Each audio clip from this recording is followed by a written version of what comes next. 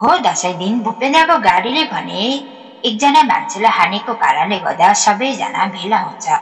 समस्यालाई समाधान गर्नु त कता कता भूपेन्द्र भने उल्टै टोकलेर आफ्नै श्रीमती भुन्टीसँग न्यु खोजिरहेको हुन्छ। यो सब तिम्रो कारणले गर्दा भएको हो, अब उपचार तिमीले आफै गर भन्दै भुन्टीलाई दोषमाथि दोष देखाइरहेको हुन्छ।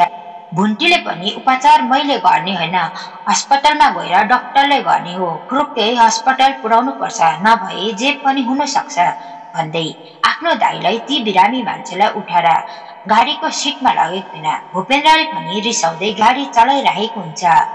श्रीमान श्रीमती बीच धेरै भनाभन भइरहेको हुन्छ। यता भूपेन्द्रले भने सबै दोष भुन्टीकै मध्ये देखाइरहेको हुन्छ। भुन्टीले पनि राम्रो गरे तपाईहरूको, नराम्रो गरे मेरो दोष हुन्छ होइन, मैले त्यति ठुलो गल्ती तपाईहरूको लागि के गरेको छु र, जे गर्दा पनि मलाई नै दोष देख्नुहुन्छ भन्दै भुन्टीले पनि मन दुखाइरहेको हुन्छ। यता बिरामीले भने मलाई एकदमै गाह्रो भइसक्यो, मलाई छिट्टो हस्पिटल पुर्याउनुहोस् भनिरहेको हुन्छ।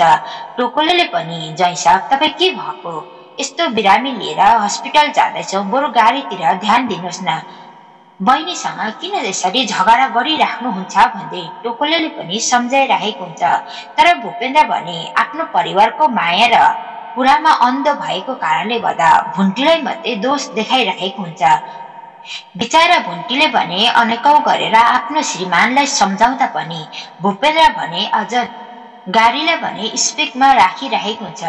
भुन्टीले भने गाडी कसरी चलाउँदै हुनुहुन्छ, मान्छे हेरेर चलाउनुहोस्, अहिले यस्तो घटना भएर बोकेर जाँदैछु, फेरि अर्कोलाई हान्नु भयो भने यतिन्जेल कमाएको पैसा सबै उपचार गर्दा गर्दै जाला नि भन्दै सम्झाइरहेको हुन्छ।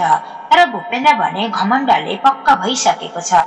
भूपेन्द्रलाई लाग्छ मैले मात्रै गाडी चलाउन सक्छु र मसँग धेरै सम्पत्ति छ भनेर भुन्टीको कुरा नसुनिकन भूपेन्द्र भने आक्रोशमाथि आक्रोश आइरहेको छ। अब भने के होला त, त्यो मान्छेको उपचार होला त, भुन्टीले कहिले सुख पाउने हो त, यो भने आउने पाठमा हेर्नुपर्ने हुन्छ। आजलाई पनि यो भिडियोबाट बिदा माग्न चाहे। हवस् त, नमस्ते, शुभ सन्ध्या। हाम्रो च्यानलमा नयाँ हुनुहुन्छ भने लाइक कमेन्ट सब्सक्राइब गरी सँगै रहेको बेललाई अन गरेर जोइन हुनुहोला।